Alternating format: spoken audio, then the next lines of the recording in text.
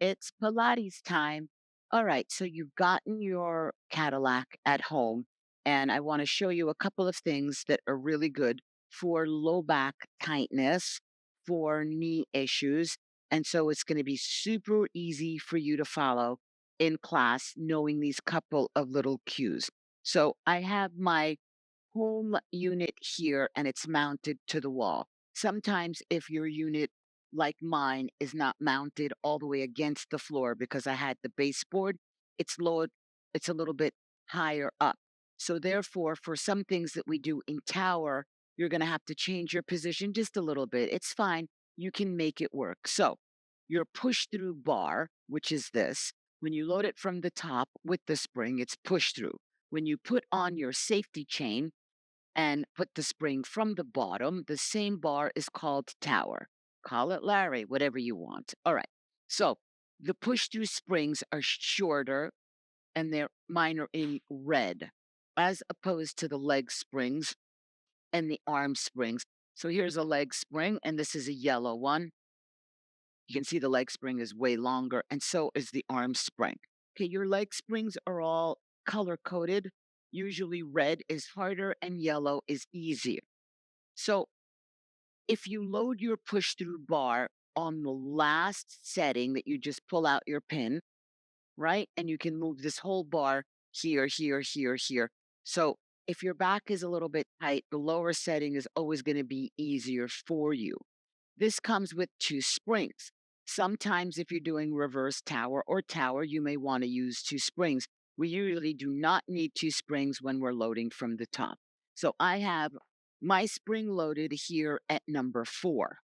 Okay, so as you sit and you face your tower, as opposed to having the bars that go up and down, you've got this bar here, and you can unscrew and slide it as you need it to one side or the other. I had it a little off center. I was doing something earlier. Okay, so I'm going to put my arm springs out of the way, sit with your feet in a flex, your toes up against the bar, and your knees in a bend.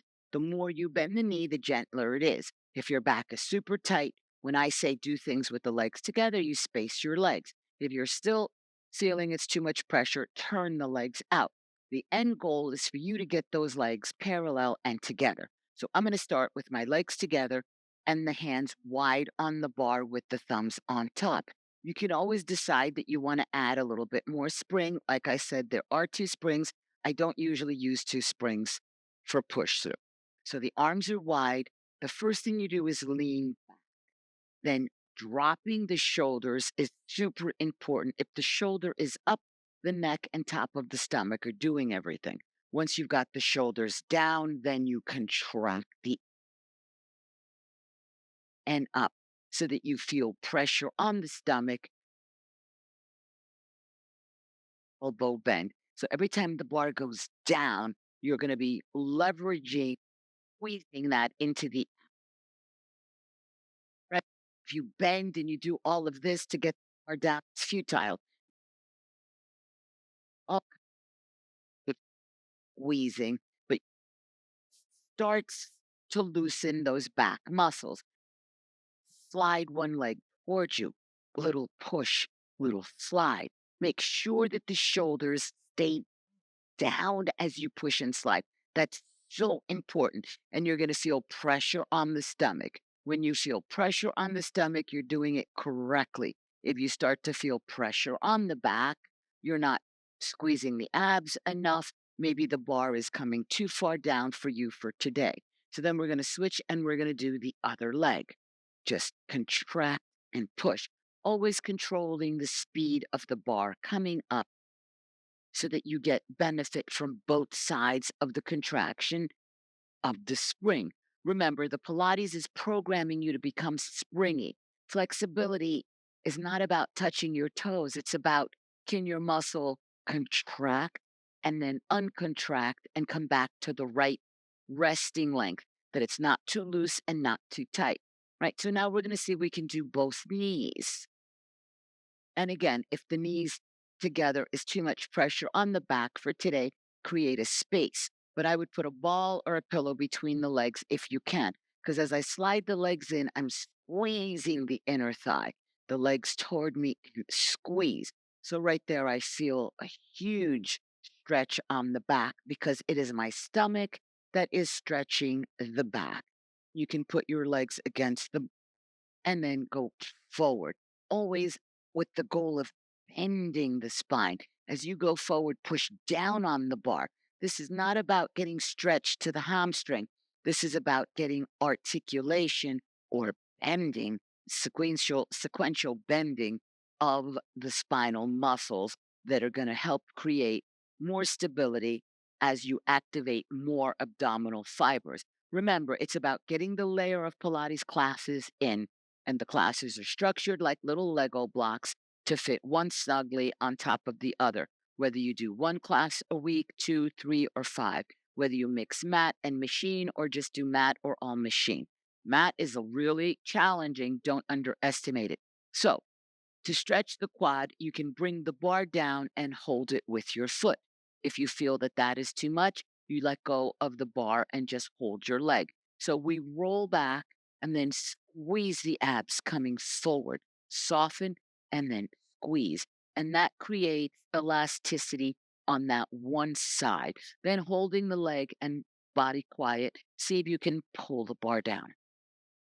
Eventually, we do these releasing the leg, but as you're starting out, I recommend you hold the leg. Anytime I let go of the leg or I'm doing something, if you feel it's too much, grab the leg. You will still have a huge benefit. So let's do the other leg. Ready? Grab that leg, bend the knee as much as you need, release the stomach, squeeze it. So some of us girls have a lot of bust in the way. And so you may need to bring your leg out to the side and it's going to change it and make it a little more gentle for you. So we're going to do three more. Just release the stomach and squeeze it. And again, let's say you can't get your foot on the bar. Just pull that leg. It's still going to work. So let's say I come up now and I'm just going to bend the knee. This is going to change the length of the back muscles and that relationship the leg has to those back muscles because those legs are plugged in muscles. All right. So that's that. So now let me show you how I'm going to do to load up my tower. So I'm going to take my safety strap. I'm going to take this spring off. I have my safety strap loaded to the top, but the safety strap, you can load it on any setting you want. It's just that my strap is I'm short. Okay, that's the end of it. So you see these little loops here, just take some clickies and you can click the clicky to the clicky, or you can click it through the loop. So I'm going to let my bar come down nice and low because you can always stop it with your legs. Okay, so that's where I'm going to load it. Then I'm going to put my leg, my short little push through tower spring all the way at the bottom. On my tower, it's number 10. My numbers start 1 at the top and 10 on the bottom. Okay. And so now instead of using the top nubbin, I'm going to use the little bottom nubbin. All right. So in classic tower, you lay down with your head against the bar, your head against the back and that wooden bar with your pillow there. But if your back is tight, you're going to do reverse tower. And mind you, I'm a savage. I don't have my mat ready today. But you put your pillow under your neck, you lay down, and try to see if you can get this bar more or less under the hip area. So you're going to have to scoot. Your pillow's taller. So I have to even come a little bit more forward. So this is more gentle than putting your head on that side. It's still called tower. It's just reverse tower. So you're going to do everything that we do with your feet wide. Wide is gentler on the back.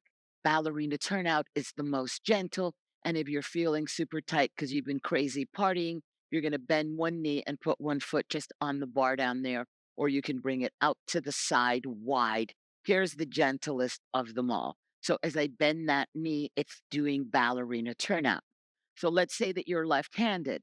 You're going to start on the right leg because it's your less dominant leg. Okay.